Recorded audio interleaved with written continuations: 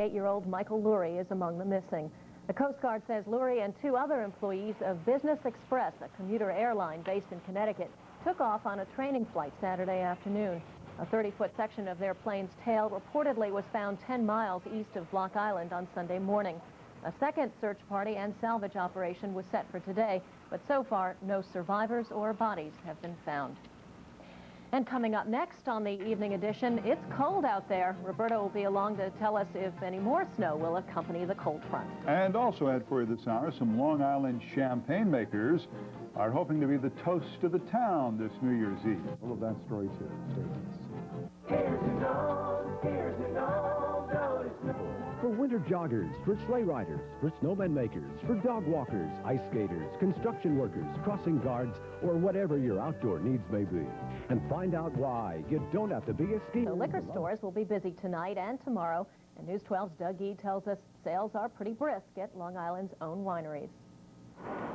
Recession or not, Long Islanders are apparently sticking with one tradition, ringing in the new year with bubbly. Champagne sales are said to be right on target. Theirs been going fine, about the same as last year. Doing well with the local champagnes. They're going very well. Champagnes produced locally are having a big year. Here at Pindar, which produced Long Island's first champagne back in 1985, sales are up 20% over last year. Of course, we're unsure because of recession, but I think Long Islanders are getting parochial about their products, and they're starting to pick up that Long Island is a premier champagne growing region. And at nearby Puglisi Vineyards, they produced 700 cases of champagne in 1991. The recession has had no impact on champagne sales. They call it the best year in their brief history. No, but you do need champagne for New Year's Eve and Christmas time also. Along with faithful regulars, Long Island champagne has also attracted the curious, including Bill Meehan, who will make local champagne part of his New Year's celebration for the first time. Yeah, I'm looking forward to it, because you can always buy the regular champagne, but it's nice to try Long Island's own. French and California champagnes may enjoy the best reputation, but local winemakers will tell you Long Island champagne stacks up well against the best of them. Several more North Fork wineries plan on producing their own champagnes in the near future to give Long Island more of a presence in the champagne market. In Peconic, Doug Gee, News 12 Long Island. But Doug tells us sales of French champagne have fallen by about 25% over the last few years. Roberto joins us now. What kind of weather do you have to toast the new year? I get no kick from champagne. Mere alcohol doesn't thrill me at all. Huh? I do. It goes right to my head. Yeah, that's right. Yes, it certainly does. You know, this is 1991's going right into 1992 with relative tranquility. That's good news. That's it. It's few good. flakes today, though. A couple of flakes in But the early dry. morning. Yeah, but they all went home.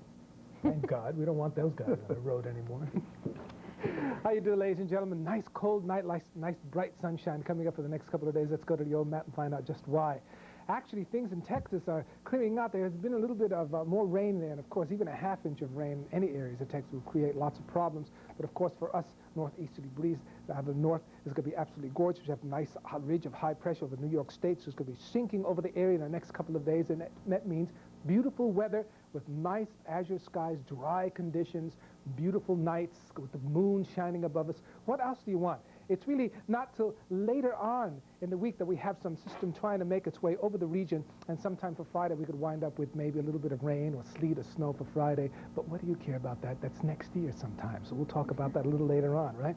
No problem whatsoever. You have to go to Ohio and areas of Minnesota and Michigan to see any activity, and the reason for the good weather, 2-barrel high over the eastern third of the nation. Absolutely spectacular weather. It's beautiful out there. Look at that. The high was 40 degrees, or low 34. The normal was 39 degrees, 27 for the low. The record is 61 degrees in 1984, 4 below zero in 1963. Breeze is blowing out of the northwest at 15 to 25. Sea is 4 to 8 feet. The bays are choppy. The visibility 5 miles of water, 45 degrees. The tides are normal. All in all I have to tell you is that it's going to be a couple of nice days coming up, so enjoy it. Let's see who our weather watcher is for today. I'll tell you, I love this nice weather. Ernie and Jane Fazio of Center Report, 38 degrees. What has happened to all of the snow? And it's true. It almost seems quite mysterious when snow happens to come around the region. It's sort of like a, you know, cheap.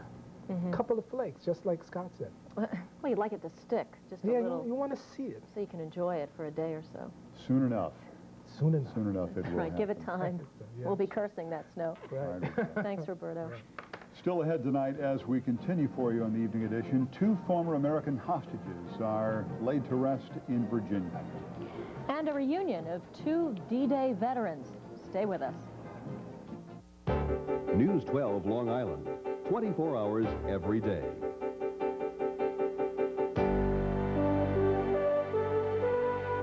Hillside Acura of Bayshore, Long Island's #1 Acura dealer. So make your holiday sparkle at Pizzazz in the South Shore Mall and Pizzazz in the Smith Haven Mall.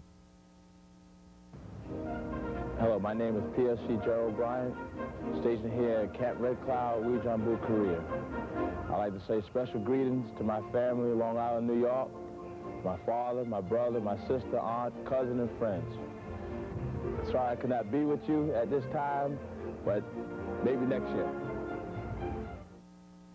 Recapping our top stories for you this hour, thousands of kids with mental and physical disabilities will have to look for other places for treatment now that the Child Development Center at the Nassau County Medical Center has closed. The center is a casualty of county budget cuts. Meantime, Nassau County Executive Thomas Gulata is announcing that high-salary county employees will take pay cuts and turn in their county cars. Also, 150 non-union county workers are slated to lose their jobs. Meantime, in Albany, state leaders broke for the day without breaking their deadlock on how to close the potential $4.5 billion budget deficit. So a new year is almost upon us, and state lawmakers are still without a budget plan. So here now to discuss what that may mean for New Yorkers as we head into 1992 is News 12 analyst Jerry Kremer. Jerry, welcome. Thank you, Roma. Well, talk about missed opportunities. This is the first state legislature in the last 20 years that failed to pass some type of budget compromise when they were called back for a holiday session.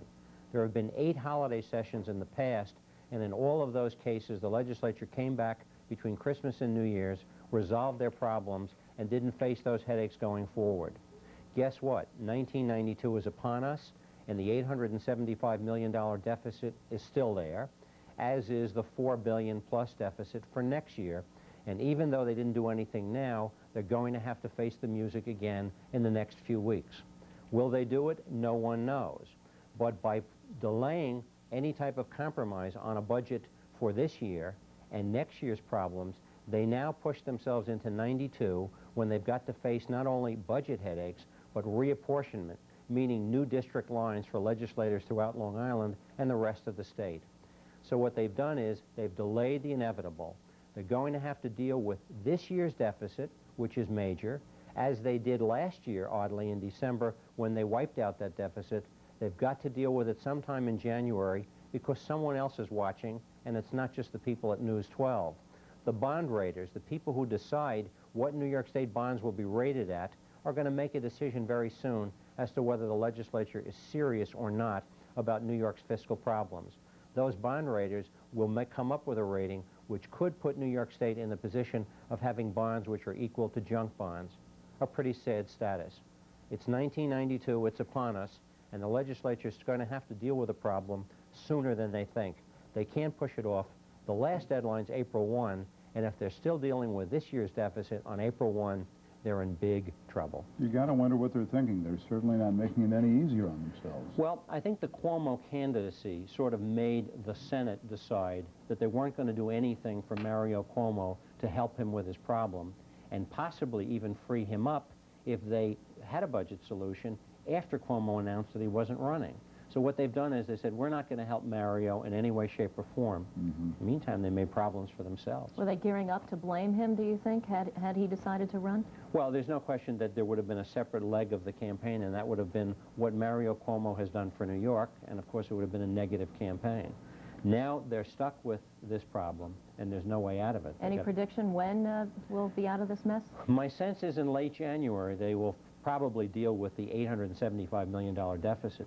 The budget itself, you can probably figure sometime in May or June. Jerry, we'll see you again in 92. Yes, see you soon. Happy New Year. And a happy and healthy New Year to both of you. And you too. Thanks, Jerry. Well, on to international news. The leaders of the 11 members of the Commonwealth of Independent States have agreed on what to do with their nuclear weapons, but their armies are another matter. The leaders met today in Minsk, the capital of Belarus. They agreed to set up a unified nuclear command and to keep the former Soviet defense minister in charge of those weapons for at least 2 months. But the Commonwealth leaders would not agree to put their conventional forces under a single command. Several of the Commonwealth states want their own armies. 2 former American hostages in Lebanon were laid to rest today. Vice President Quayle, Defense Secretary Cheney, CIA Director Robert Gates paying tribute to Marine Colonel William Higgins and CIA agent William Buckley. Terry Anderson, the last American hostage to get out of Lebanon alive, was also there for the ceremony.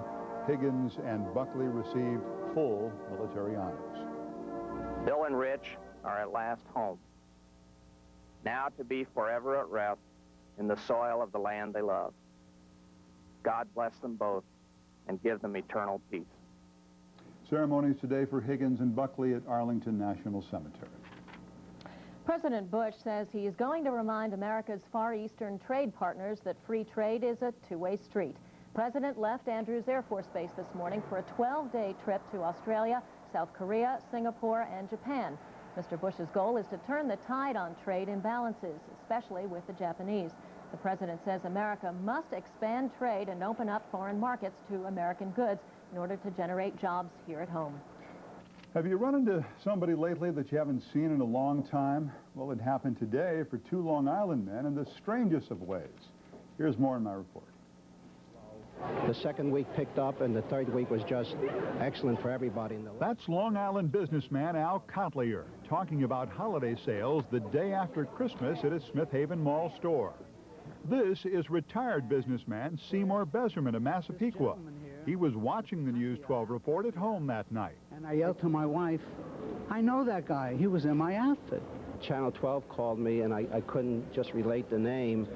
And then when Seymour called me and he started to tell me the different offices we had, the truck drivers that we had, we started to talk about the different fellow soldiers there, and I started to reminisce, and I said, gee, now I remember you, and I said, come on down, I want to see you right away. Kotliar and Beserman last saw each other 47 years ago. They were in the Army, amphibious engineers who stormed Omaha Beach at Normandy in June of '44.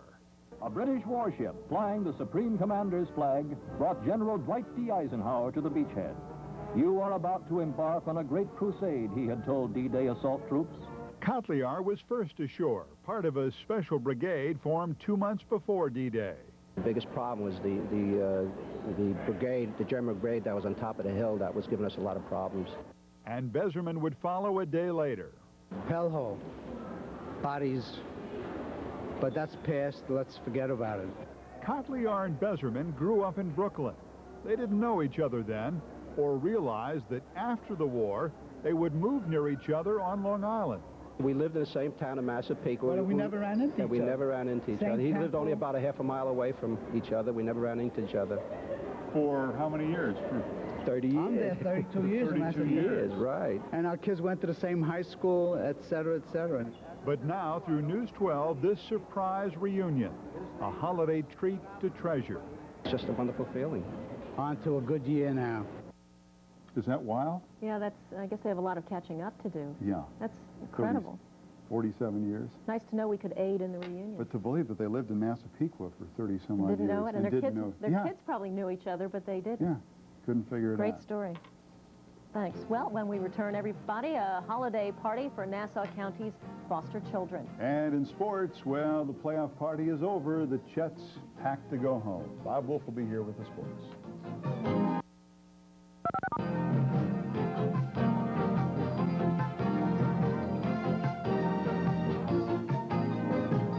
Hi, Tom. You can help make this.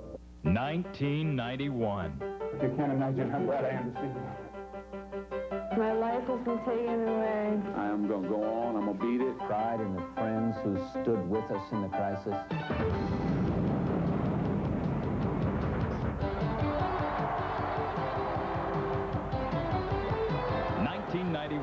The year in review. Let's take a look back together. New Year's Day, all day, only on News 12, Long Island. Bob Wolf of Sports Now and close but no cigar. That's an old familiar phrase, and it's true, it's true. But the Jets will look back on the 1991 season with pride. They did make the playoffs, but it will also be a season of coulda, woulda, shoulda for the team that finished 8-9 overall and came so close in so many games to beating some of the league's elite. Yesterday's 17-10 loss to the Oilers in the House of Pain displayed a gritty defensive effort along with some lost chances. Here's something that Jets fans didn't see all year long until the second quarter. Al Toon catching a touchdown pass, and that tied the game at 7.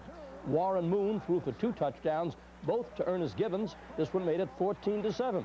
Moon collected 271 yards on the day, but the plays that stopped the Jets with 2 attempts at the 3-yard line with inches to go for a first down. Brad Baxter and Freeman McNeil were stuffed. One of 3 drives where the Jets got close, came away with no points. And after this, the wind was taken out of the Jets' sails. Now, the morning after the Jets' tough loss to Houston, the players and coaches got together at Hofstra this morning for one final meeting. Then it was time for players to clear out their lockers before heading home. Several exchanged goodbyes, many disappointed at their early exit from the playoffs. One critical play yesterday, late third quarter, Jets within striking distance, down by 4. Ken O'Brien's forced pass picked off by Bubba McDowell at the goal line. Mike Zimmet questioned O'Brien about that play. No, shouldn't have. It was a bad choice. I was trying to get the ball down there more, trying to make something happen. Knew he had to get in the end zone, and he made a good play. I didn't see him come up. If I had to do it over again, though, I would sail the ball out of the end zone. We had every intentions of winning this game and really going on as far as we could, of course. But like I said, we had opportunities, and we just didn't, we just didn't capitalize on them. You stop Houston to 17 points, and it's, you think you got a chance, but their defense gets paid too, and they played great. Their defense, they had a couple guys out for injury, and they rose to the occasion. Bruce Coslett didn't meet with the media till late this afternoon, and he had this reaction to yesterday's loss. Disappointed, yes. Bitterly, no. Give Houston some credit. They're a fine football team. They stopped us when they had to stop us. We did not stop ourselves. There's a big difference. We played a pretty good football game, and so did they. Like I said, they made the plays when they had to. We're disappointed, obviously. Manhasset High School senior Keith Vacris is an all-star on and off the field. He plays 3 varsity sports, excels in the classroom, and has dedicated his extra time to aiding others. Keith is this week's EAB News 12 Scholar Athlete Award winner, and Mike Zimmet reports. This was a stellar moment in Keith Vacris' life. Earlier this month, Vacris was named winner of the Roy Kesnick Award as the best football scholar athlete in Nassau County. I was quite shocked. It was one of the greatest moments of my life. When it came down, I didn't know until they announced the 4 runners-up and my name wasn't called. And it was great. I was there with my parents and all my coaches. The Kesnick Award only tops a brilliant football career Vacris has had at Manhasset. He's a running back for us, defensive back, and wide receiver. This year we ran out of the wishbone. He was a halfback for us. Did a real nice job for us. Ran for over 300 yards out of the halfback spot. Key game, Island Trees, second game of the year, returned an interception from his defensive back position. 70 yards for a touchdown to give us the win. In addition to football, Vacris is also a member of the indoor track team and a most valuable part of the lacrosse team where he serves as captain. He could play both defense, he could play on the crease, he could play behind, he could play defensive midi. He led a lot of fast breaks for us, leading to goals. Now, this is a very special athletic year for Keith because the last school year was very hard when it came to sports. A severe case of mononucleosis, which prevented him from participating in basketball during the beginning of the season. He came to school when probably he shouldn't have, but still managed to come back and salvage the last 3 weeks of the season. In the classroom, Vacris continues the Manhasset tradition by sparkling. Keith has achieved a grand total of 1,350 in his SAT scores with a grade point average of 3.7, which would bring us by our rating system as a 97 average out of 100. Other activities include the Student Union, U.S. Senate Youth Program, and Keith also serves as lab assistant at North Shore University Hospital in the Cardiac Research Unit. It's a wondrous experience just to actually realize that you're seeing something like open heart surgery take place right in front of your eyes. Bob Kivelson, EAB's Vice President of Public Relations, presented Keith with his Scholar Athlete Award. Assistant Principal Tom Gilroy got a plaque for the school's trophy case. Now, down the road, Vacris is thinking of becoming a doctor, and judging by the way he's doing now, the medical world will welcome him with open arms. In Manhasset, Mike Zimmet, News 12, Long Island. And our congratulations, Keith. By the way, Keith is going to Yale University. Elsewhere in sports today, Dallas Cowboys coach Jimmy Johnson announced that he's staying with quarterback Steve Berline in the upcoming playoff game against the Detroit Lions. Berline has been subbing for Troy Aikman, who was injured over 5 weeks ago, and Berline has won 5 straight. Aikman said he's ready to play, but Johnson is going with the hot hand. And a report out of Boston says that Frank Viola still is not yet a Red Sox pitcher. Viola, according to his agent, must pass one final medical exam before his contract goes into effect. This after the team position was already given the former Mets pitcher the go-ahead for next year. That's the story in sports. Scott and Roland. All right. Thanks, Bob. Thank you, Bob. When we return, Roberto is back with us, and he'll clue us in on our New Year's weather. And we'll count down for you the best films from 1991. Stay with us. Well, I see a certain kitten still knows how to scratch. News 12 Long Island, 24 hours every day.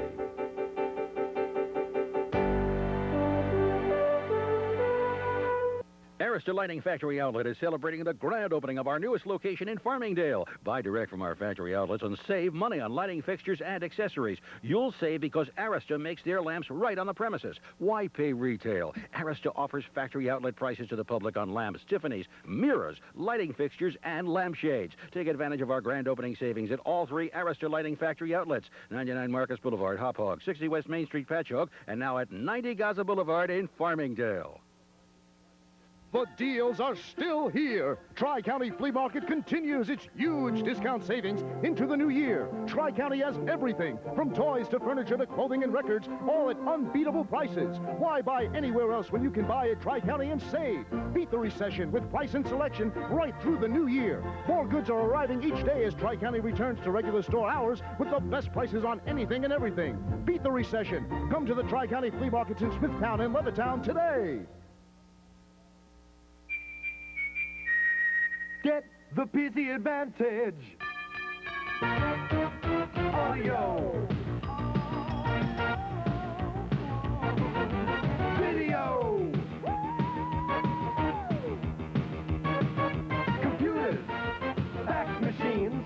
Cellular phones. Everything for your home. Get the PC Advantage. At PC Richard. Don't miss Harrow's 3-for-1 annual New Year's Day Christmas clearance. Get here early for the most spectacular 2-day clearance ever. Get blockbuster savings of 60 to 85% off every tray in stock. You'll find buy one, get 2 free specials store-wide. Buy one light set, get 2 free. Buy one gift wrap, get 2 free. Plus 4-for-1 on all animated figures, ceramic houses, and accessories. Buy one, get 3 free. And 60 to 85% off all trees. Our entire Christmas inventory goes starting January 1st at Harrow's.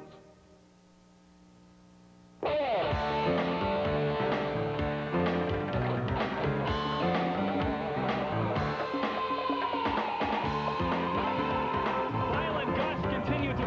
There's a few hundred people on this side. I have to ask you this question. How long did you... You can hear what the people are saying. Corey's has been completely destroyed by the fire.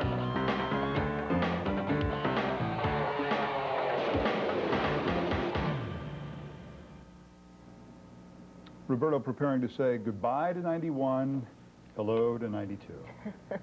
Boy, we'll have to see you in another year after that. Yeah, I'll see you about a year after, I suppose.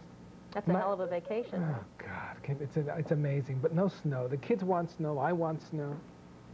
They can wait. They can wait, right? A little patience, ladies and gentlemen. And let's go straight away to the map. Actually, we have a nice night to talk about. Lots of beautiful stars above us, a nice moon. Any activity that we may have in the northeast moving away, that's the stuff that gave us the rain. It's finally moved onto the maritime area. And for us, it's just going to be kind of nice night. And for tomorrow, a pleasant sunny day with temperatures in the mid-60s. You can see here, 36 at Yaphank and 37 at Oakdale. Mahatatuck, 36. Sag Harbor is going to be 36 degrees as well. And it's also going to be a lovely New Year's Eve day. Sunrise at 7:16 a.m. And, of course, Brookhaven, 37, Smithtown, 38, Babylon, 38. Kind of nice weather indeed. And let's take a look and see what we have for tonight and the next couple of days. As you can see, the old moon is going to be out there. It's going to be clear and cold with temperatures at about 23 degrees, so it's going to be very, very cold indeed. And then the return of the sunshine for tomorrow. And rather a nice day. A little chilly. Temperatures running about 37 degrees for a high. very pleasant day. And of course, as that high gets closest to us, the breezes begin to subside. By Wednesday, there'll be no breeze at all. Then sometime Thursday and Friday, a little bit of rain. Let's take a look at our extended forecast to see what we have in store. As you can see there, for Wednesday, lovely. For Thursday, the clouds begin to increase as the system from the northern plains makes its way over our region. Is it going to be rain? Is it going to be snow? Is it going to be freezing rain? And all that sort of thing. 37 degrees for Friday, we won't know. And anyway, as I reiterate again, it's next year, so, you know. So you'll wait. Yeah, we'll wait. Plans for New Year's Eve? All major plans? Yeah, I'll be here. If you're staying home for New Year's Eve, though, movie critic Sarah Voorhees has some advice for us now on how you can bring in the new year with some of Hollywood's top stars. Come with me if you want to live. Why not let Arnold Schwarzenegger welcome in the new year with you? Terminator 2 cost more than any other movie in history, more than $100 million. But it only took a few months to make that much, and then some at the box office. Arnold as a good guy android battling the best special effects ever. Go now! Naked Gun 2.5 follows the continuing adventures of Leslie Nielsen, L.A.'s answer to Inspector Clouseau. This one is almost as silly as the original, with Priscilla Presley up to her old tricks. Well, I see a certain kitten still knows how to scratch. Last summer, Thelma and Louise turned male-female relations inside out. Gina Davis and Susan Sarandon are girlfriends who free themselves from the tyranny of terrible men during a weekend vacation, a giant step for someone. Look, Thelma, you just got to stop talking to people. You got to stop being so open. We're fugitives now, right? Let's start behaving like that. You're right. Thank you. One of the most delightful movies in years was brought to us by Billy Crystal. He and two friends take a male bonding vacation in New Mexico, herding cattle and discovering what life is really about. Look what I did. I made a cow. It's unbelievable. Happy New Year on video. He looks like you. I'm Sarah Voorhees reporting. That was good. Yeah, it was good. Another one people shouldn't miss is Silence of the Lambs. It's just as good the second time around. Mm-hmm. All right, with that, when News 12 continues in business, home prices are down, home sales are up. And what a day on Wall Street. Also ahead, Nassau foster children hoping for a happy new year. Stay with us. Visit Manhattan for the theater, the ballet, the museums. But for the finest in interior design, visit G. Freed's new carpet and design centers in Westbury and Hauppauge. Save up to 50% on exquisite carpet and area rugs, wallpaper and window treatments, designer fabrics and pillows, upholstered furniture, draperies, and so much more. Free design service, too. Avoid unnecessary commissions. Buy direct from G. Freed's gigantic one-stop carpet and design centers, now in Westbury and Hauppauge. Health Career Focus. Meet the people who care for you. Presented by the not-for-profit hospitals of the Nassau-Suffolk Hospital Council. Your healthcare partners for progress. Serving the East End for 40 years, Central Suffolk Hospital offers a lifetime of quality care, from birth and maternity through the twilight years in our nursing home. Special services include child rehabilitation and kidney dialysis. Social workers like Pat Sutton are key members of the multidisciplinary team that helps patients and their families cope with the psychological, financial, and emotional problems that physical illness can create. We provide resource information and help connect patients to the right follow-up care when they leave the hospital. If you are a caring person who would like a career in a medical setting, the hands-on emotional support a social worker offers may be the right career choice for you. The Nassau-Suffolk Hospital Council can provide you with a list of health careers and member hospitals. During holiday savings time, load up on big savings on a new Excel at your Hyundai dealer. Excel comes packed with features like fuel injection, full carpeting, and fold-down rear seats. And right now, there's a huge selection to choose from. Plus, get $1,000 factory cash back. That means prices start at just $53.75. No doubt about it, holiday savings time is the right time to buy. See your nearest Hyundai dealer now, because on January 6th, savings time is over. Turning to business news now for you. Lower interest rates are apparently helping to pull the ailing real estate market out of its rut. The National Association of Realtors' latest figures show a 5.4% jump last month in the sales of existing single-family homes. The NAR also says that new home prices last month fell to an average $97,800 per unit. Turning to the business numbers today on Wall Street, another record day as the Dow Industrials pick up more than 62 points in heavy trading. Volume about 246 million shares. The Dow up 62 points to close at 3163.91. Advances were ahead of declines 14-4. As for local stocks, Grumman was up a half point for the day. Tambrand's down 5/8. The Paul Corporation up 1 3/4. Cablevision up an 1/8. Arrow Electronics up 5/8. The Allen Group up a half point. Getty Petroleum up an 1/8 of a point. Computer Associates, a big day, up 1 3/8. Avnet up a full point. Symbol Technologies up 3/4 of a point. Olston and Lilco both were an 1/8 of a point higher today. The long bond yield, 7.44%. Bond prices higher today. 3-month T-bills yielding 3.88%. On the commodities exchange, gold closed down $1.10 an ounce. Silver was up a penny an ounce. Roma. All right, and finally for you this hour, hundreds of Nassau County children without a family to call their own got a taste of holiday warmth today. The Department of Social Services held a party for the county's foster children at the Long Island Marriott. The kids enjoyed music, dancing, and gifts donated by local businesses and individuals. Many of the children are living with foster families that have promised to adopt them, but others, like little Darnell, are not. His caseworker says the gift he wants most is a loving home. He likes to play with trucks and his toys, and he likes Sesame Street, and he's a friendly child. He likes to play with other children. He's very affectionate. Oftentimes the kids will produce little posters and the like, and you can see it coming out on the poster. They'll have a daddy and a mommy, and then they have themselves maybe a little distance down the road, and them wanting to catch up to them and hold their hand.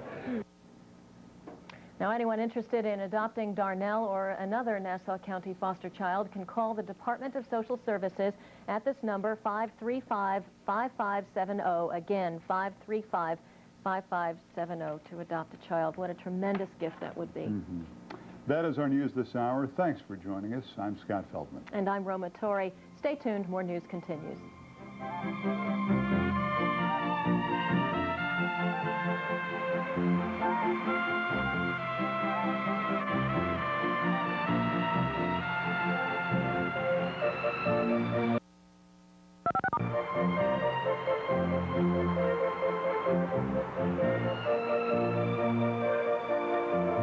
Thanks to our home equity loan from Statewide Capital, we were able to add a playroom for Susan. 1-800-DIAL-CASH. Thanks to our home equity loan from Statewide Capital, we lowered our monthly expenses by consolidating our bills. 1-800-DIAL-CASH. 1-800-DIAL-CASH. For years, homeowners have been calling us for fast, simple home equity loans. I'm John Green for Statewide Capital. We make borrowing money easy, even if you've been turned down by the bank or have past credit problems. So remember, Statewide Capital lends money fast. Call 1-800-DIAL-CASH. This is the music of Jimmy Halperin. Jimmy is a Bachelor of Music student at Five Towns College in Seaford, Long Island. Students specialize in jazz commercial music, performance, songwriting composition, music business, video music, and music education.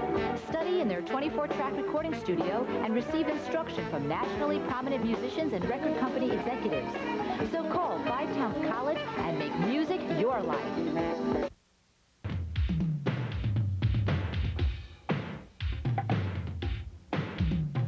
Got it. He's got it.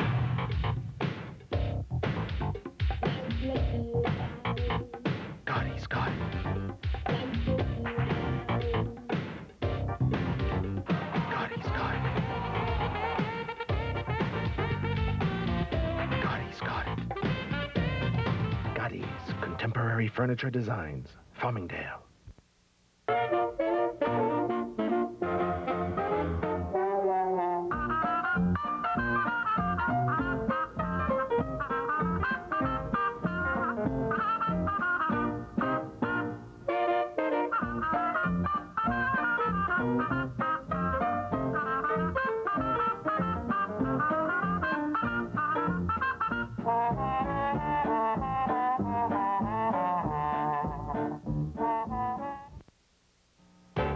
News 12 Long Island, 24 hours every day.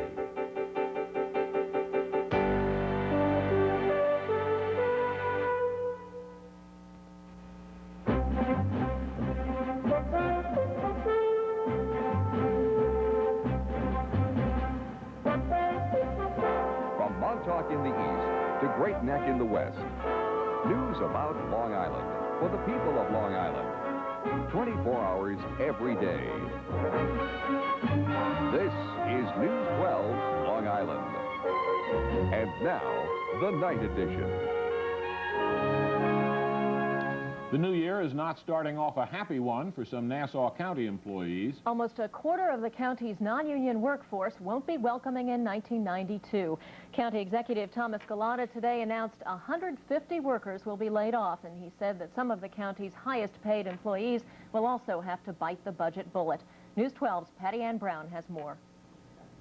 County Executive Thomas Gallotta says the budget adopted by the Board of Supervisors in mid-December underestimates costs and overestimates revenue. Gallotta has announced $8.5 million in cuts to bring it back into balance. The cuts include laying off 23% of the county's non-union workforce, a total of up to 150 jobs. Gallotta says the salaries for the jobs being cut range from $16,000 up to $83,000. One of the changes that must be made is to streamline the cost of government, to cut costs, and those cost-cutting measures must be made from the top. Gallotta will also eliminate 62% of the county's official cars, and he's asking the Board of Supervisors to approve a law to reduce the salaries of all non-union employees who earn over $65,000 by 5%. He also wants the Board of Supervisors to require all non-union employees to pay 5% of their health insurance premiums. Gallotta's bold move is getting applause from other politicians who feel government is too big. North Hempstead Town Supervisor Ben Zwirn, a Democrat, says he's behind the Republican county executive this time. I'm in complete agreement with that, and I think it has to be done. We have to cut from the top, and I think that this is the first time the county executive is doing it. He deserves our support, and he'll have mine. But some departments that will be hurt by the cuts say at a certain point layoffs are no longer cost-effective. District Attorney Dennis Dillon says he might be able to find 5 or 6 jobs to cut, but not the 30 jobs the county wants eliminated from his office.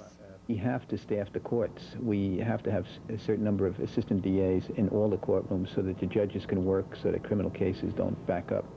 We have to do investigations. Pink slips will start to go out immediately. Many will take effect in just 10 days. And Gallotta warns he still hasn't seen the line-by-line budget adopted by the Board of Supervisors. He says this might end up to be just the first of several drastic steps to deal with a weakened economy. Patty Ann Brown, News 12, Long Island. Unlike Suffolk County, Nassau does not give its county executive the power to veto all or part of the budget approved by the board. Workers in the town of North Hempstead are still reeling from the first ever mass layoffs. Last Friday, 120 workers were handed pink slips, and to date, they were seeing red. They met with their union leaders to discuss their options, and News 12's Jackie Chin-Quee was at that meeting. She joins us now with details. Jackie? Roma and Bill, North Hempstead Town Hall was far from quiet today as the anger and frustration of the recently laid off boiled over and escalated into near confrontation. Much of the anger was directed at union representatives who many felt had sold them out. Are you working? Are you working? More than 200 angry, frustrated people packed the boardroom at the North Hempstead Town Hall to hear what their options were after receiving pink slips last Friday. The layoffs were expected, but many felt they were made without thought for seniority. Bruce Henbest was laid off after 27 years. I don't know how they came. It's like picking names out of a hat. And not this coming paycheck, but next paycheck, they're going to do more people. So no one's prepared. And, you know, no one knows what to do. There's a lot of good points, but there's no results. I lost my job, you know, after 7 years, and people are still working that have a lot less time than me. I don't get it. Still others blame their union leaders for not doing enough. We get 1 day's notice, we're out of the job at the end of the year. Nothing about our benefits, our pension, or medical, nothing. What are we, slaughtered animals? Union leader Paul Neerich says he plans to protest some of the layoffs. We are investigating the civil service list that was released. In other words, we are going to ask civil service to explain exactly why people were bumped down and bumped out. Town Supervisor Ben Zwirn, in his office down the hall, said the layoffs were simply a sign of the times. It's not a happy situation, but it's part of the fact that the economy is faltering. We're in a terrible recession. Nobody wants to say depression, but that's what it is. And government, like everything else, is going to have to bite the bullet. Union leaders plan to meet with town supervisors Warren to see about extending medical coverage for the laid off. Those benefits are set to run out at the end of the year. Bill? Okay, Jackie, thanks. Well, Nassau's budget cuts are also fueling the anger of parents of handicapped children who say their kids now have nowhere to go for treatment.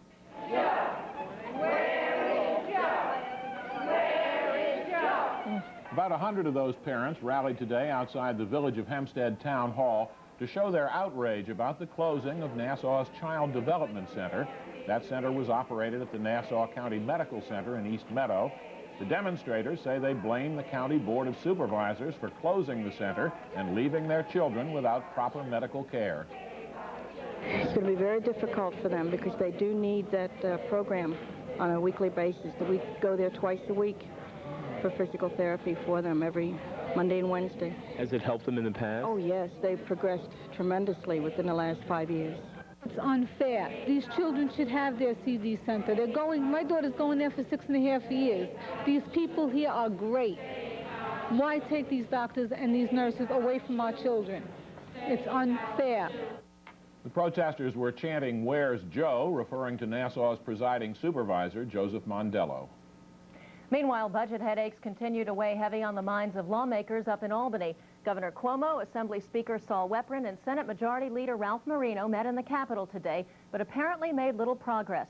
Cuomo says the Senate's contention that the two sides cannot agree on Medicaid and welfare reforms is a smokescreen. The governor says the two sides have agreed on more than $1 billion in social spending cuts. The governor also today said he wants future budget talks to be held in public so the people of New York can see what's going on. Cuomo will give his State of the State address January 8th.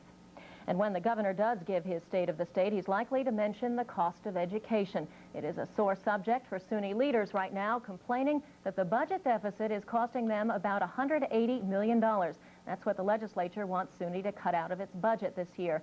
The loss of that money, which accounts for nearly 20% of SUNY's funds, would take its toll on hundreds of jobs and thousands of course offerings.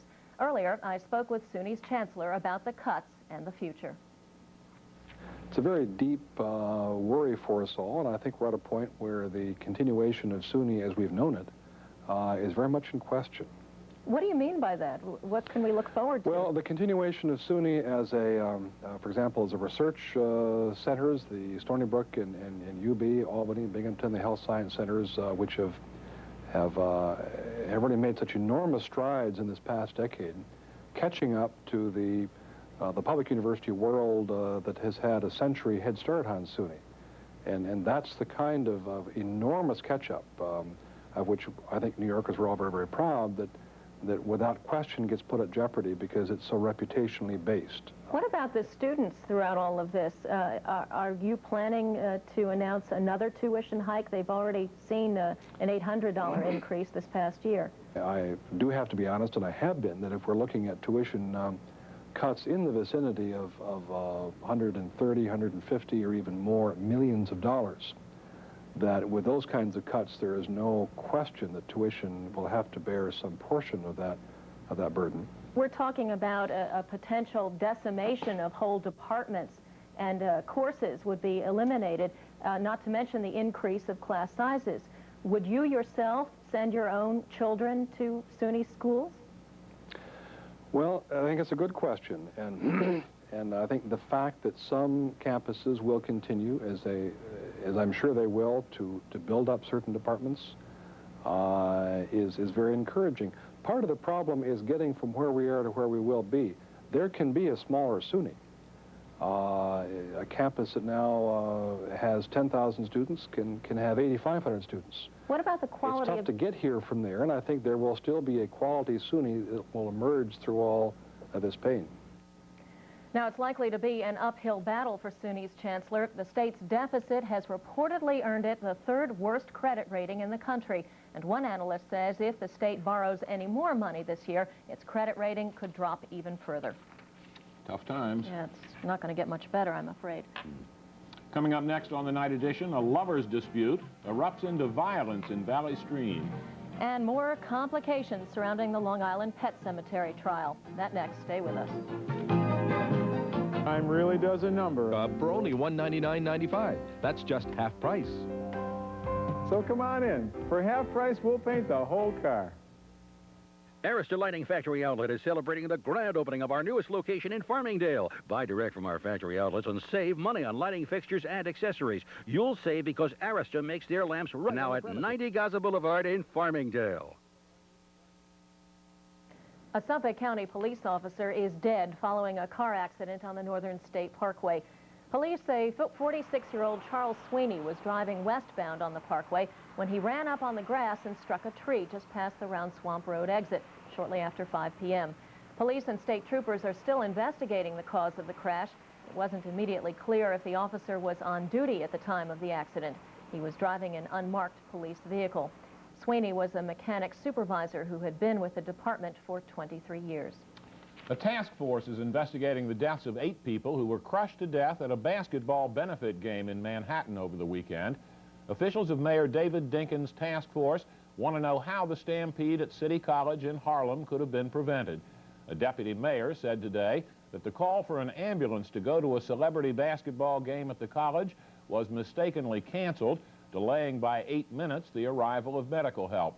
The official said an officer at the scene canceled a call to 911 that said shots fired, and EMS officials interpreted the cancellation of the shots fired call to mean the cancellation of a call for an ambulance. The deputy mayor also said the college may have sold as many as 5,000 tickets to the event, and the gym can legally hold only 2,730 people. A reunion for a Valley Stream family turns into a bloody crime of passion. Nassau County Police say 35-year-old Dennis Carney of Valley Stream entered his estranged wife's family home, killing her brother and fatally wounding her father before killing himself. News 12's Kathy Wessler has details. A domestic dispute in this Valley Stream home left 3 people dead. Nassau police say 35-year-old Dennis Carney was looking for his estranged wife and child when he forced his way into this house located at 29 Bayview Avenue, the home of the Ferranti family. The Ferrantis say they warned police Sunday afternoon that Carney had been making threatening calls to Doreen Ferranti, the mother of his child. Police say they did everything they could. Doreen was given the option of proceeding with charges against Carney, and she declined that, saying that she was going to proceed with the matter in family court. After being called to quiet a domestic argument earlier in the day, Nassau police once again came to this house at 29 Bayview Avenue around 11 o'clock Sunday night. When police arrived, Doreen's 28-year-old brother John was dead. Their 59-year-old father Dominic was fatally wounded, and Carney had turned his shotgun on himself. He too was dead. First came in contact with Dominic in the kitchen and shot Dominic Ferranti. John Ferranti was in his bedroom, heard the shot, came out into the hallway, and Carney then shot John Ferranti. Carney, Dennis Carney looked around the house like he didn't find Doreen, and then he turned the shotgun on himself. Neighbors told us John Ferranti had just married and was looking forward to sharing his new bride with his family. Instead, he died a hero, trying to prevent Dennis Carney from shooting his father. In Valley Stream, Kathy Wessler, News 12, Long Island. The trial of one of the owners of the Long Island Pet Cemetery is on hold until Friday, while doctors at a psychiatric hospital evaluate Alan Strauss. As News 12's Carolyn Gussoff reports, jury selection was to have begun today, but the man accused of defrauding thousands of pet owners couldn't come to court. With 200 potential jurors waiting inside and pet owners also gathered for what was supposed to be day 1 of jury selection at federal court, it seemed the only one missing was the accused, Alan Strauss. In court, the prosecutor told the judge Strauss would not be here because he had been in a car accident on the LIE Thursday night. Strauss, he said, was later involuntarily committed to the Kings Park Psychiatric Center, where he was undergoing an evaluation. Doctors here at the center wouldn't comment on Alan Strauss, but they did confirm he's here, delaying the start of his trial till at least Friday. Personally, I don't think there is a psychiatric problem with him. Like I said, the only thing he has is that he just is afraid to face his accusers. He's afraid to have justice. I really think he did this intentionally. I really and truly do. I think he intentionally ran off the road and ran into a tree. It's been more than 6 months since the pets of these Long Islanders were unearthed in mass graves at the Long Island Pet Cemetery. The pet owners had been promised individual, dignified cremations. And it's the second delay in the start of the trial. Last week, Alan Strauss told the court he wanted a new lawyer, Bruce Cutler, shown here when he was defending reputed mobster John Gotti. But with Cutler busy with trials through May, the judge refused to delay this trial. He ordered Alan Strauss's current lawyer to stay on the case. I asked to be relieved. That's still my application, and in fact, that's Mr. Strauss's wish as well. Attorney Joshua Dratel wouldn't say why he wanted off the case, except that he had personal problems with his client, pleading with the judge to be taken off. He said, quote, "If Alan Strauss is convicted and goes to jail, I'll be looking over my shoulder the rest of my life." Samuel Strauss also wanted his attorney dismissed, but the judge ordered them both to stay with the case for now. Right now, I am Sam Strauss's attorney. In refusing to let either attorney off the hook, the judge called the request for new counsel a ploy and delay tactic. So all are expected back in court Friday, 2 defendants who don't want their lawyers and 2 lawyers who want out. In Brooklyn, Carolyn Gussoff, News 12, Long Island. The attorney Joshua Dratel says he'll take his objections to the Court of Appeals. A 20-year-old from Hempstead is charged tonight with driving while intoxicated. This after an accident that killed a 70-year-old woman. Police say Madeline Murphy died after the car she was riding in was hit on Broadway Avenue at Rose Place in Huntington last night. Murphy's husband, Arthur, was injured in the accident, as was a passenger in the other car. Todd Thompson was the driver of the second car, and police have charged him with driving while intoxicated. He was not hurt in the accident. Some Rhode Islanders apparently have picked up the search for a Massapequa man and 2 others whose plane crashed off Rhode Island over the weekend. 28-year-old Michael Lurie of Massapequa and 2 of his Business Express commuter airline co-workers were on a training mission Saturday afternoon, the last time they were heard from. Officials say a 30-foot section of their plane's tail was found 10 miles east of Block Island Sunday morning. Today, the Coast Guard called off its search for the plane. The man they called the Gentle Giant will be laid to rest Thursday. Walter Hudson, the Hempstead man who was billed by the Guinness Book of World Records as the heaviest man alive, will be buried at the Greenfield Cemetery in his hometown, following a 10 a.m. funeral service at the Gospel Blessing Center Church in Roosevelt. The 46-year-old Hudson gained national attention back in 1988 when he walked out of his front door for the first time in 18 years after shedding more than 600 pounds.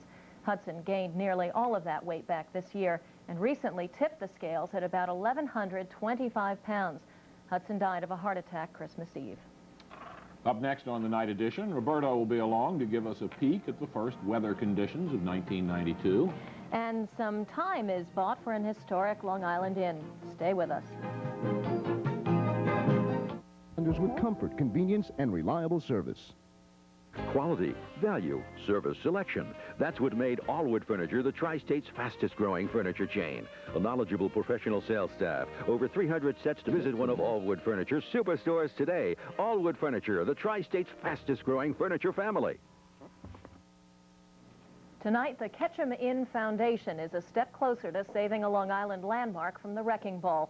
The foundation has raised enough money to cover the down payment on the land that the almost 300-year-old Center Mauritius Inn sits on.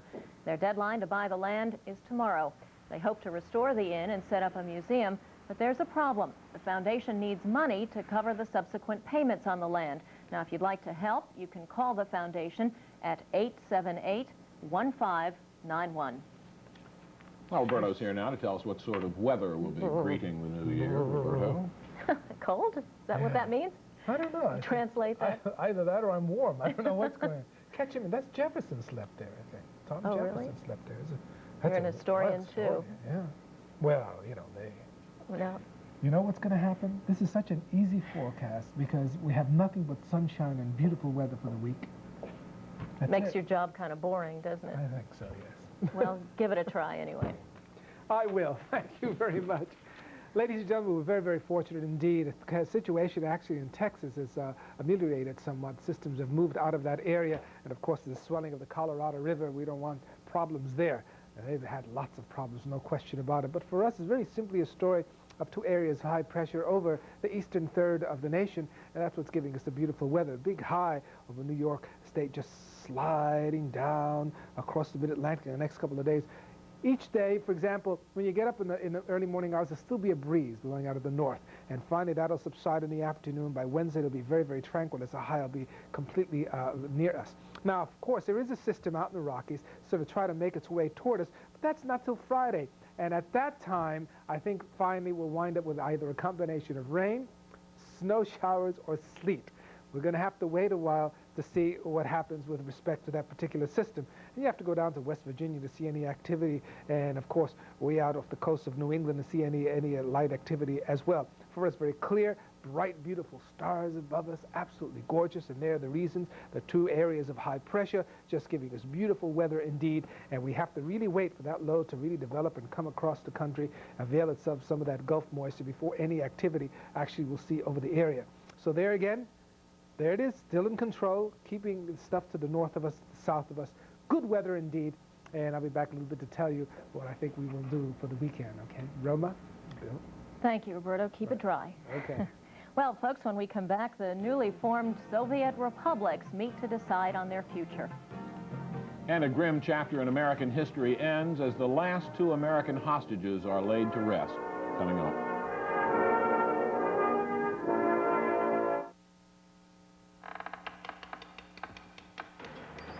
The IKEA winter sale is going on now. With everyday low prices, we don't run weekly sales like other stores, which is what makes our winter sale so special.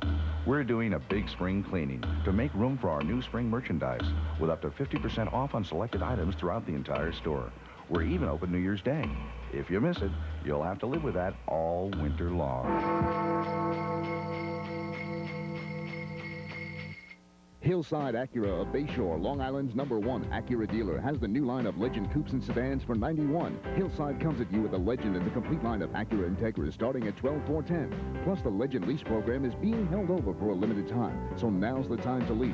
Whether it's a Legend, an affordable Integra, or the new NSX, Hillside has what you need with service to back you up. See the cars and the deals which have made Hillside Acura of Bayshore #1. Call Hillside Acura of Bayshore today at 968-4000. You could light your home this way, or with new energy-efficient lighting. There are appliances that use lots of electricity, or others that will conserve energy and cost less to run. And by making sure your appliances operate efficiently, you can enjoy the comforts and conveniences of electricity while conserving energy. Lilco conservation programs help you save money and also preserve the environment. If you'd like to learn more about them, just give us a call. Tri-County Jewelry Exchange wants you to give the gift of a lifetime at a price you can afford. Start the new year off with gold, precious gem, pearls, and diamonds, all at low, low prices. Tri-County has the largest jewelry selection on Long Island, over $20 million in inventory from 60 independent dealers. This year we'll have even more. Everything is here, all under one roof at the lowest possible prices. This year, more than ever, is the time to buy. Come to the Tri-County Jewelry Exchange in Levittown today and take advantage of our recession-proof prices. Member republics of the new Commonwealth of Independent States will have their own armies, but their nuclear warheads will be under a single central command. Leaders of the 11 former Soviet republics agreed on that today in Minsk, the capital of Belarus. The leaders also agreed to keep the former Soviet defense minister in charge of the nuclear arsenal. They also consented to a number of joint economic measures and agreed to meet again next month. But as talks between the Commonwealth leaders progress, former Soviet Foreign Minister Edward Shevardnadze is issuing a stern warning to the West.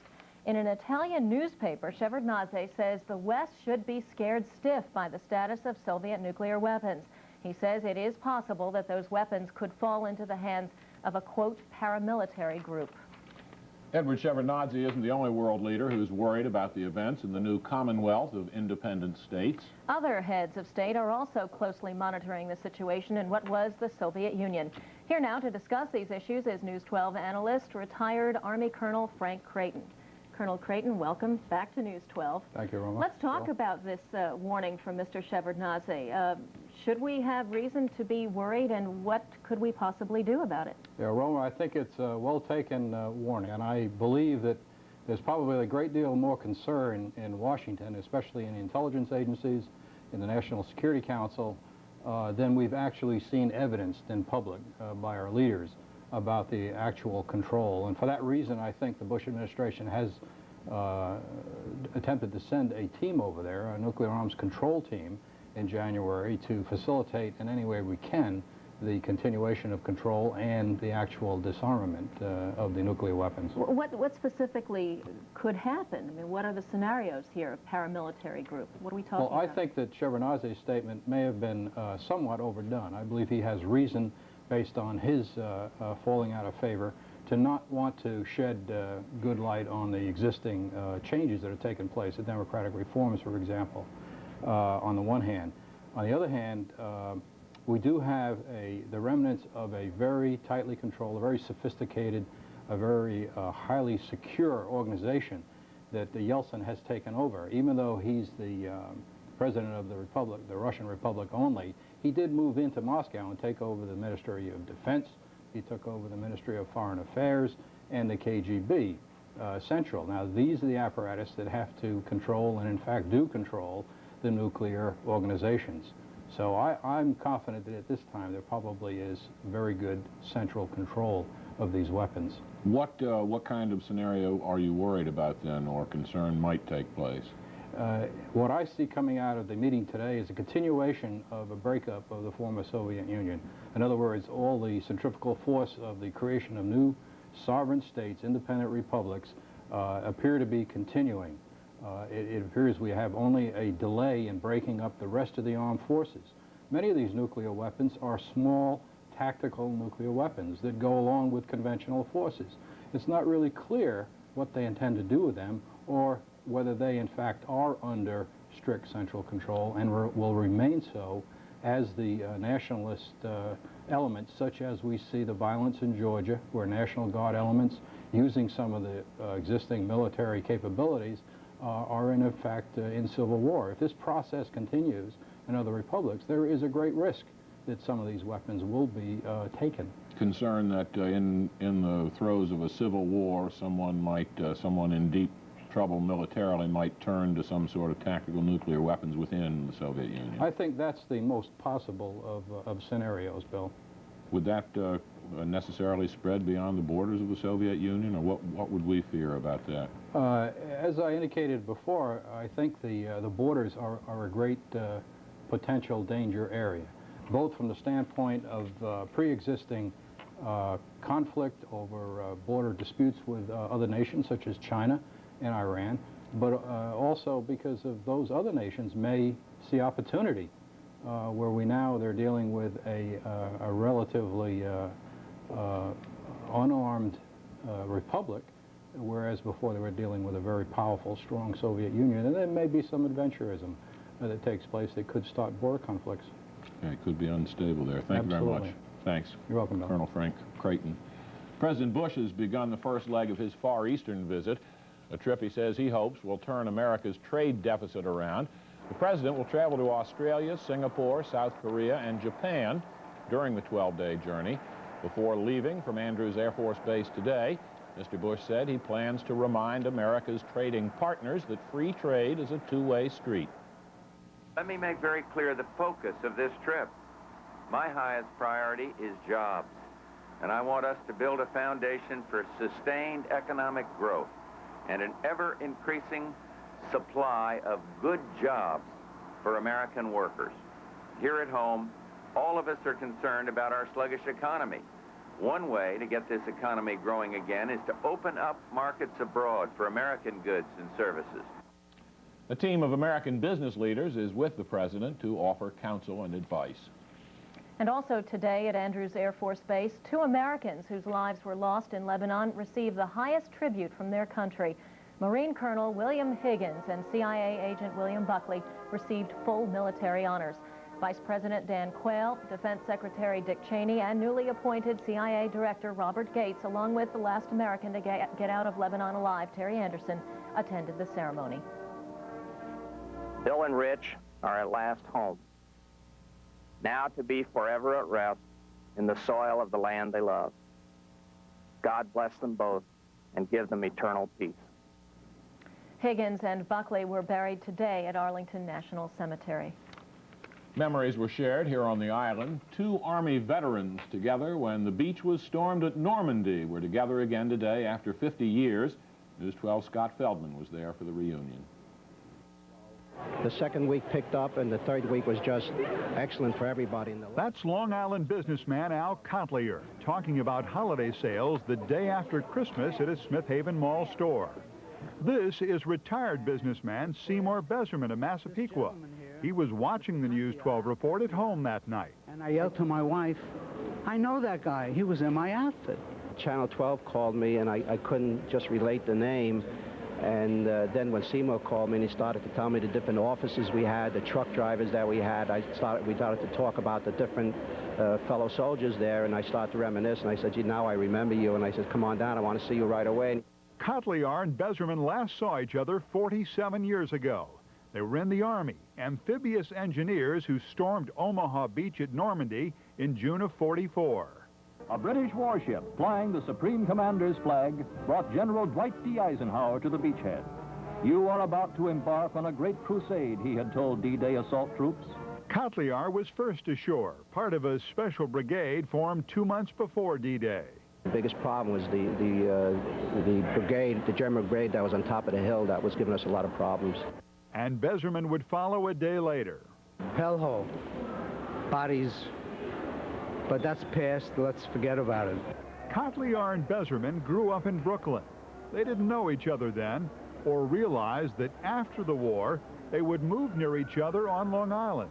We lived in the same town of Massapequa. But we never ran into each other. We never ran into each other. He lived only about a half a mile away from each other. We never ran into each other. For how many years? For 30 years. I'm there 32 years. 32 years, right. And our kids went to the same high school, et cetera, et cetera.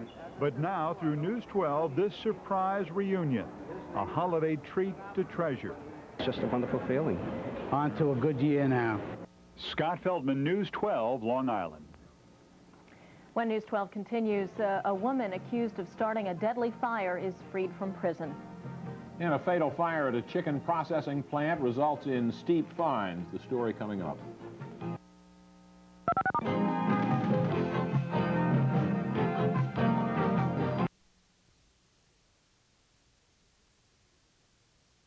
Need credit? We may have just the answer. There's a local outfit here on Long Island with a huge inventory that can get you the car and the loan you need. It's USA Auto Mall. Simply call 1-800-532-AUTO. They'll take down the information. In a day or so, you'll find out if your loan's been okayed. Then you come down and pick one out. There are no hidden costs, and a phone call is free. So call USA Auto Mall at 1-800-532-AUTO. And don't worry, we'll save a good one for you. Today's technology lets the average person take a great picture. However, not all photo processing is the same. Hi-Tech 1 Hour Photo is a full-service lab with over 40 years of quality photo processing experience. We color correct every negative for the best picture possible. Hi-Tech Photo has teamed up with Kodak to become #1 in quality and service. Hi-Tech 1 Hour Photo has one simple guarantee. No one leaves the store without being 100% satisfied with both our service and our product. Hi-Tech Photo, we develop your trust in 1 hour. A brief look now at what else in the world is going on. In the former Soviet Republic of Georgia, a fragile ceasefire has broken down, and there are warnings the fighting will spread. The fighting so far has been confined to the capital, Tbilisi, but opposition leaders say they will oust the president by force and take the battles elsewhere if necessary. Nearly 60 people have been killed and 300 have been wounded in a week of fighting. In Yugoslavia, the battle for the Croatian city of Karlovac continues too. The city has been under bombardment by federal troops for 10 days. The Serbian-dominated federal parliament, which has a huge deficit already, has voted to increase military spending. On a day when 2 murdered American hostages were buried in this country, 30 people died in a Muslim fundamentalist neighborhood of Beirut. It was a car bomb in a crowded marketplace. It was the worst in Beirut in 2.5 years. And in the West Bank, some shoving matches as Palestinian Faisal Husseini was explaining why he supports Middle East peace talks. Islamic fundamentalists exchanged blows with peace talk supporters. 4 people were injured. And taking a look now at what's making news across the nation. Mother Teresa is in an intensive care unit at a California hospital tonight, suffering from bacterial pneumonia and heart problems. The 81-year-old nun, a recipient of the Nobel Peace Prize, is known for her work with the poor and destitute. She became ill during a tour of her missionary facilities and is said to be making progress. For the second time in a week, a plane has crashed in the Connecticut area. The latest crash killed 2 men in Westchester as their Piper 6-passenger plane was approaching Danbury Airport. Just before the crash, the pilot had complained of snowy conditions. Another plane went down earlier this week in Connecticut. The pilot, who was alone, survived. The owners of a North Carolina chicken processing plant where 25 people died in a fire in September are getting the book thrown at them. The state's Labor Department is leveling a record fine of $800,000 against Imperial Foods. Inspectors say the company violated more than 80 safety regulations, including unmarked exits and locked exit doors. The 20-year-old Swiss nanny charged with setting the fire that killed a 3-month-old baby girl in Westchester is out on bail. Olivia Reiner, who was hired by a Westchester family to take care of the baby, was charged with setting 3 fires in their home on December 2nd. She was released on $350,000 bail, but has been ordered to wear an electronic monitoring device. Flooding in the Houston area is forcing the evacuations of dozens of homes near the Brazos and Trinity Rivers. Both are now well over flood stage and continue to rise. Already 50 homes have been wrecked in the rain-soaked region. 150 others are threatened. Earlier floodwaters in other parts of the state killed at least 15 people. And a federal judge is ordering an end to what he calls racial bias in Alabama colleges and universities. The judge says the state must give more money to its predominantly black colleges and find a way to recruit more white students. He also wants white universities to admit more black students and hire black administrators and faculty members. Up next on the night edition, News 12's Doug Geed will show us how some Long Islanders are getting a real kick from local champagne. And the Jets pack it up until next season. Bob Wolf has all the sports. Stay with us. Hi, I'm Gary Ostieri, president of Elegant Entries. As we enter the new year, there are a few people who deserve my deepest appreciation, like my outstanding factory personnel who build every door and window to your satisfaction every time, and my skilled installation crews who treat your home as if it were their own. But most of all, I'd like to thank all of you who have joined the growing Elegant Entries family of satisfied customers. Call or stop in now for incredible holiday savings. There's only one stadium-sized winter warehouse, Ski Stop, the East Coast's largest ski warehouse open to the public. Ski Stop, the one place to go for the most wanted brands in winter wear and ski gear. Everything from underwear to outerwear at the guaranteed lowest prices anywhere. Nobody beats Ski Stop's price. Nobody beats Ski Stop's service. Nobody beats Ski Stop's quality. Stadium-sized savings guaranteed. The deals are still here. Tri-County Flea Market continues its huge discount savings into the new year. Tri-County has everything, from toys to furniture to clothing and records, all at unbeatable prices. Why buy anywhere else when you can buy at Tri-County and save? Beat the recession with price and selection right through the new year. More goods are arriving each day as Tri-County returns to regular store hours with the best prices on anything and everything. Beat the recession. Come to the Tri-County Flea Markets in Smithtown and Levittown today. Don't miss Harrow's 3-for-1 annual New Year's Day Christmas clearance. Get here early for the most spectacular 2-day clearance ever. Get blockbuster savings of 60 to 85% off every tray in stock. You'll find buy one, get 2 free specials store-wide. Buy one light set, get 2 free. Buy one gift wrap, get 2 free. Plus 4-for-1 on all animated figures, ceramic houses, and accessories. Buy one, get 3 free. And 60 to 85% off all trees. Our entire Christmas inventory goes starting January 1st at Harrow's. Well, the Jets are likely to be singing a sad refrain of Auld Lang Syne tomorrow. Here's Bob Wolf with the sports. Well, they were back at their Hofstra training base today, but not to play in the next playoff game, to confirm their reservations for travel, golf, or dinner as they packed up their bags. The players' moods held varying degrees of disappointment at the 17-10 loss to the Oilers in the Astrodome. Players said their goodbyes and wait till next year's. One play that stands out came late in the third quarter as Ken O'Brien loses his composure in throwing an interception to Bubba McDowell near the goal line, a pass O'Brien wishes he could take back. Should you have thrown the ball? No, shouldn't have. It was a bad choice. I was trying to get the ball down there more, trying to make something happen. knew he had to get in the end zone, and he made a good play. I didn't see him come up. If I had to do it over again, though, I would sail the ball out of the end zone. We have, we had every intentions of winning this game and really going on as far as we could, of course. But like I said, we had opportunities, and we just didn't, we just didn't capitalize on it. You stop Houston to 17 points, and it's, you think you got a chance, but their defense gets paid too, and they played great. Their defense, they had a couple guys out for injury, and they rose to the occasion. We played a pretty good football game, and so did they. Like I said, they made the plays when they had to. We're disappointed, obviously. At the Meadowlands, the Nets whipped the Orlando Magic 122-112. Their fourth in a row, first quarter. Off the miss by Orlando, Derek Coleman takes it from one end to the other and shows he's unselfish with that feed to Sam Bowie for a 13-point lead. On the Nets' next possession, Chris Morris inbounds to Petrovic, who drives in, and he feeds Bowie for two just before the buzzer. The Nets scored the last 13 points in the first period. Terry Mills makes the great save and a pass to Mookie, and to show you how it was going the Nets' way, they blow the breakaway and follows, finally putting the ball in. The Nets let a 23-point lead turn into 4 in a fourth-quarter collapse, but they won it by 10.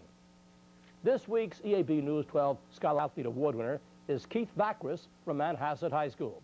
As Mike Zimmett reports, Keith Vacris is a highly dedicated student on and off the field. A senior, Chris spends his extra time aiding others. This was a stellar moment in Keith Vacris' life. Earlier this month, Vacris was named winner of the Roy Kesnick Award as the best football scholar athlete in Nassau County. I was quite shocked. It was one of the greatest moments of my life. When it came down, I didn't know until they announced the 4 runners-up and my name wasn't called. And it was great. I was there with my parents and all my coaches. The Kesnick Award only tops a brilliant football career Vacris has had at Manhasset. He's a running back for us, defensive back, and wide receiver. This year we ran out of the wishbone. He was a halfback for us.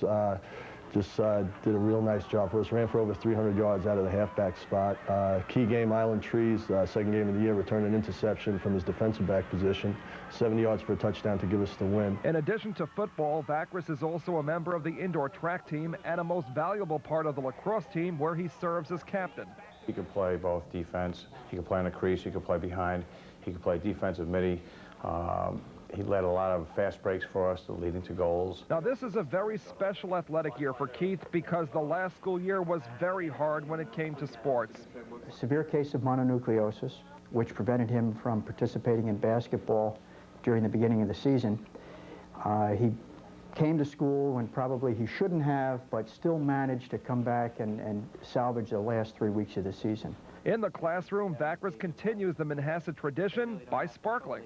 Keith has achieved a grand total of 1,350 in his SAT scores with a grade point average of 3.7, which would bring us by our rating system as a 97 average out of 100. Other activities include the Student Union, U.S. Senate Youth Program, and Keith also serves as lab assistant at North Shore University Hospital in the Cardiac Research Unit. It's a wondrous experience just to actually realize that you're seeing something like open heart surgery take place right in front of your eyes. Bob Kivelson, EAB's Vice President of Public Relations, presented Keith with his Scholar Athlete Award. Assistant Principal Tom Gilroy got a plaque for the school's trophy case. Now, down the road, Vacris is thinking of becoming a doctor, and judging by the way he's doing now, the medical world will welcome him with open arms. In Manhasset, Mike Zimmett, News 12, Long Island. And our congratulations, Keith. And by the way, each EAB News 12 winner receives a $1,000 scholarship grant that'll be received at our big reception at the end of the school year. Something to look forward to. So, coaches, get your entries in. That's the sports news. Bill and Roman. Is there anything that Keith can't do, Bob? These fellows can do it all, and the girls, too. And well, too. Thanks, Bob. Coming up next on the night edition, Roberto will tell us if the New Year's weather calls for noisemakers or umbrellas.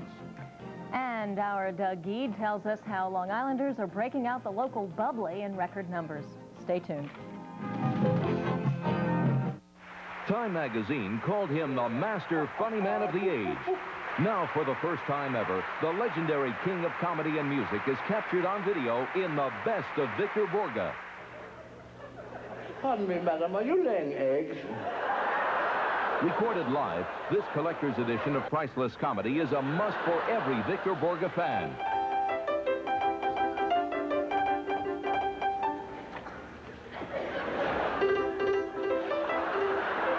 It's the incomparable Victor Borge in his best-loved, most heartwarming comedy performance of all time.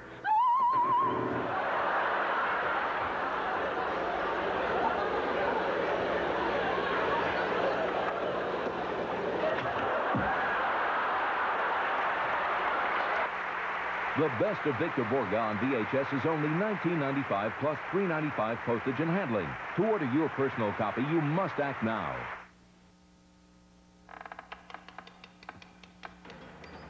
The IKEA winter sale is going on now. With everyday low prices, we don't run weekly sales like other stores, which is what makes our winter sale so special. We're doing a big spring cleaning to make room for our new spring merchandise with up to 50% off on selected items throughout the entire store. We're even open New Year's Day. If you miss it, you'll have to live with that all winter long.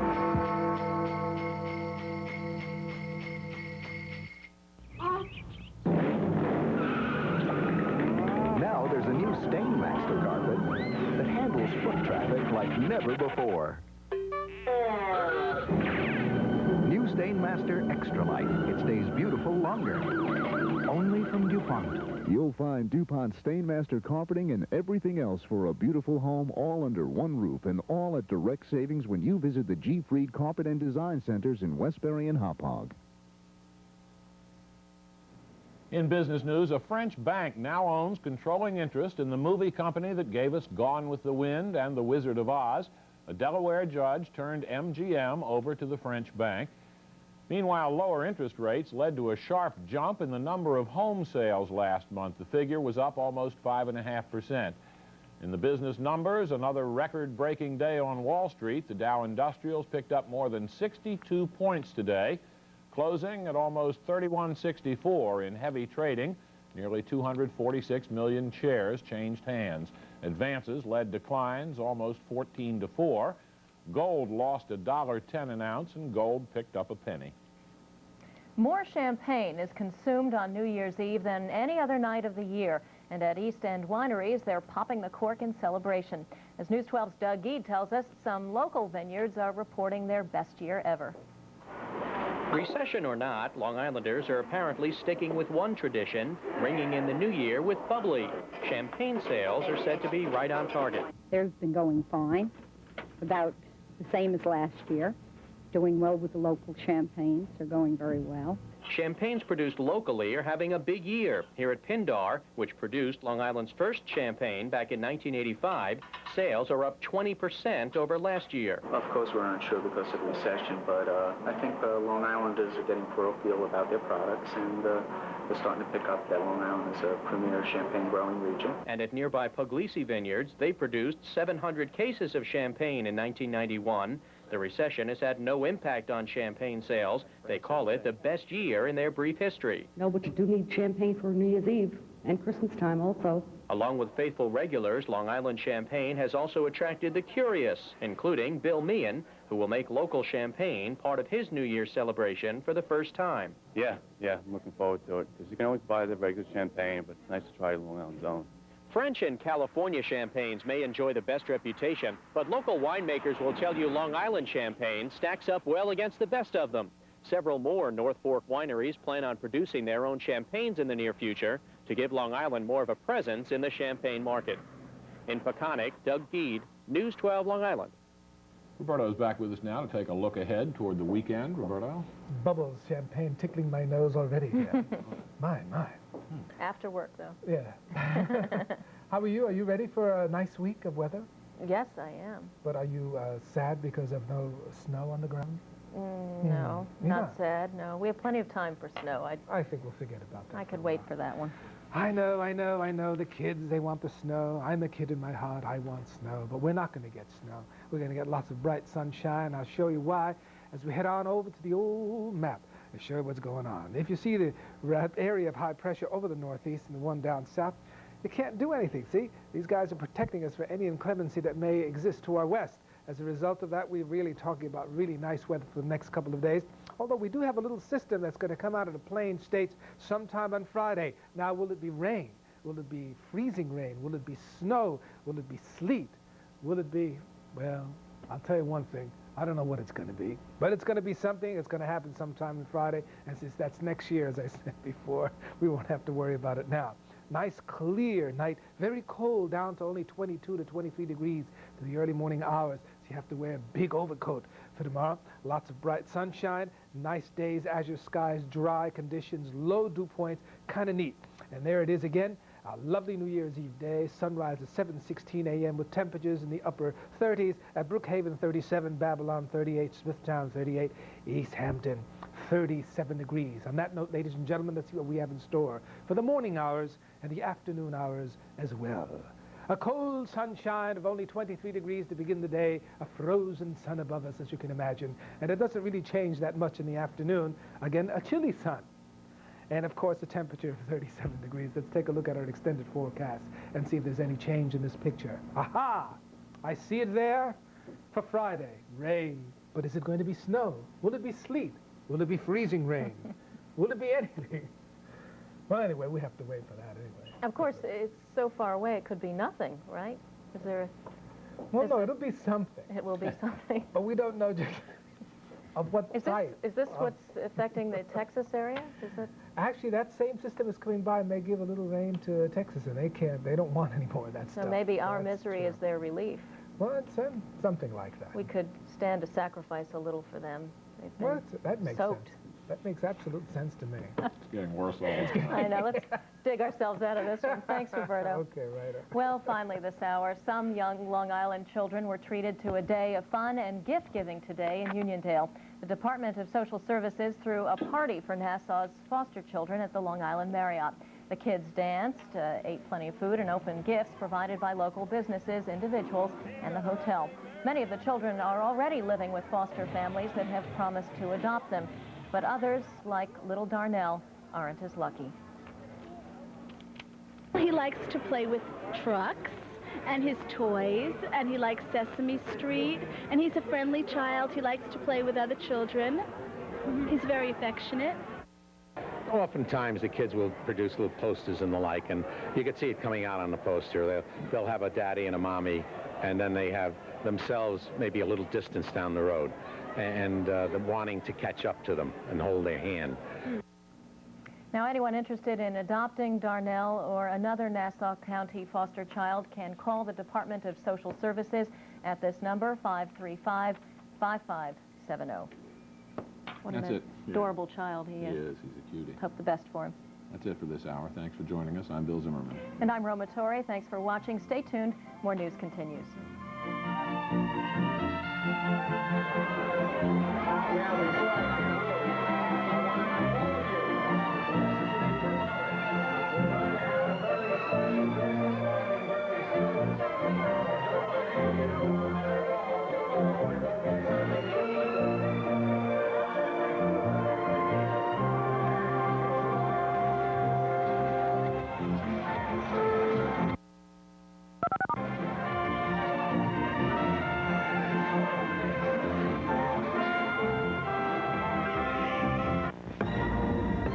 Is a family-owned and operated business with over 50 years service to Nassau and Suffolk counties. Our Total Family Care program offers Long Islanders 100 gallons of heating oil free, a comprehensive... Sexual harassment, denials, and videotape. A case of a pregnant woman who was fired from her job is once again in the news.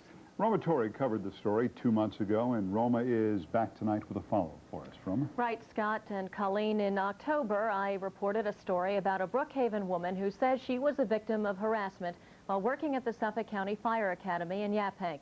Eventually, she was fired, but then a judge ordered her back to work. Since then, she's complained the harassment has continued. Well, today, it seems the alleged harassment has ended, and so did her job. Once again, she was fired.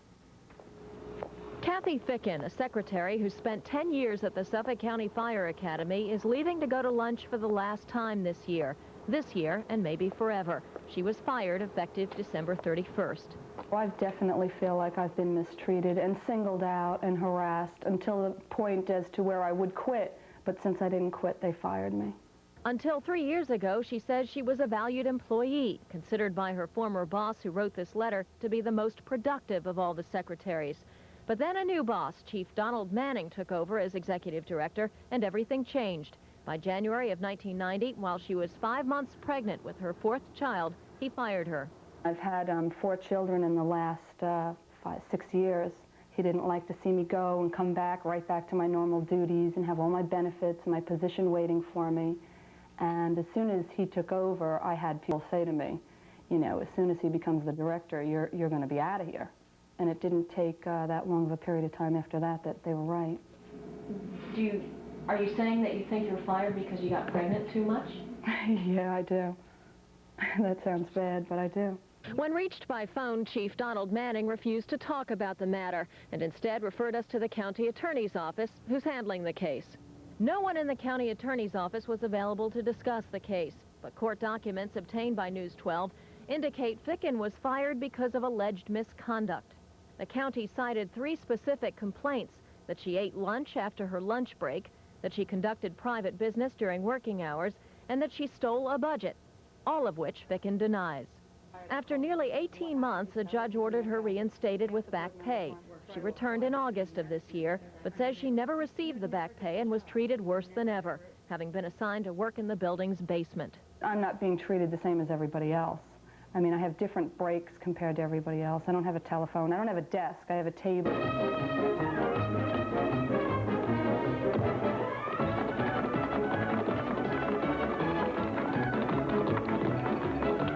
Proof that closing the family planning units is necessary to close the county's budget gap.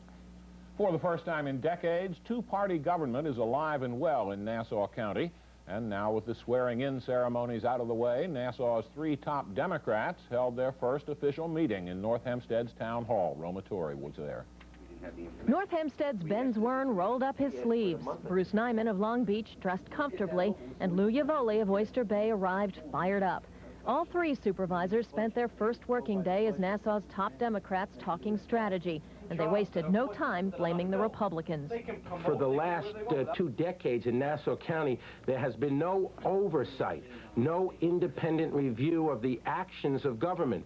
So that's why we had a Mitchell Field. That's why we had the runaway taxes that we've had. No one was minding the store. No one was looking at what was going on. And now the 3 of us are going to spend a great deal of time looking at what's happening in this county. Nassau's 3 top Democrats say they're unified on all the big issues in the county, and they say the most important right now is solving the county's economic mess. You've got a real nightmare on your hands that nobody's really going to see until we get to the spring and summer when the parks don't have lifeguards at the pools, even though they raise fees at the same time. The people of the county of Nassau have no idea what they're in store for. They insist they're willing to put aside partisan politics and work together with their rivals. But they say the Republicans aren't cooperating. You have a county here that is completely out of control. There's a complete lack of leadership. There is no communication regarding one of the most critical issues confronting this county. And we're sitting here, we're available to meet with them. We have suggestions, recommendations. We'd be happy to work with them. But it appears as if government can come to a complete standstill tomorrow because of their inertia, not ours. And then there's the matter of Ordinance 1, a law that gives the county the authority to issue paychecks to its workers. The Democrats want to know the names of each of the county employees before voting Friday, but so far they haven't received any. We are going to make very sure that every job that is appropriated will have somebody in that position and that they just can't stockpile jobs for political favors down the road. But from now on, they expect the future of Nassau politics to change dramatically. And if it doesn't, these newly powerful Democrats will have only themselves to blame. We will be watchdogs. We will have oversight, and I would hope that they suddenly get the message that it's not going to be the same good old boy network that's been in place in this county for 100 years. In North Hempstead, I'm Roma Torrey, News 12, Long Island. In Suffolk, meantime, members of the county legislature had their first meeting of the new year today, and they re-elected Donald Blydenberg, presiding officer, and Joseph Rizzo, deputy presiding officer. Blydenberg, however, was not there. He was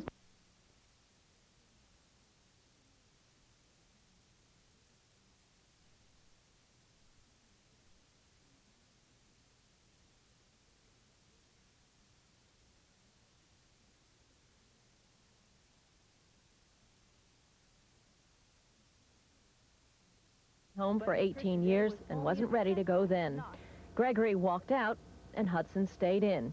But then in September of 1988, he had shed nearly half his weight, and at about 600 pounds, he did walk out of his home. It was the first time in nearly 2 decades.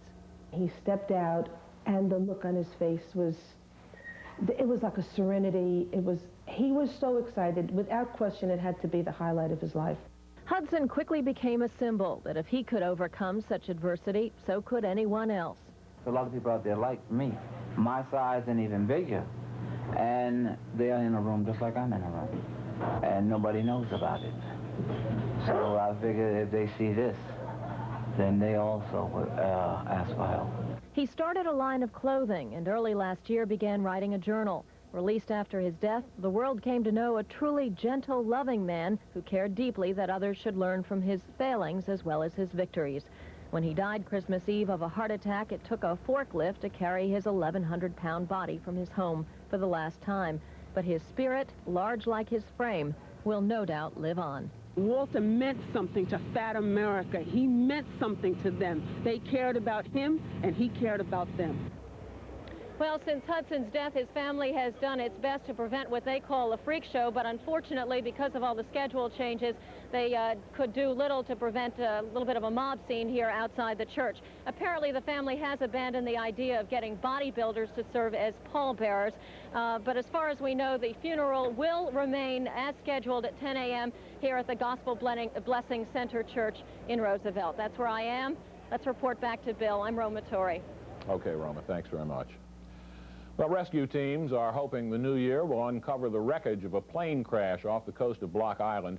Stormy seas prevented search boats from going out yesterday, but rescue teams did expect to look in about 100 feet of water today for the voice recorder carried on the plane.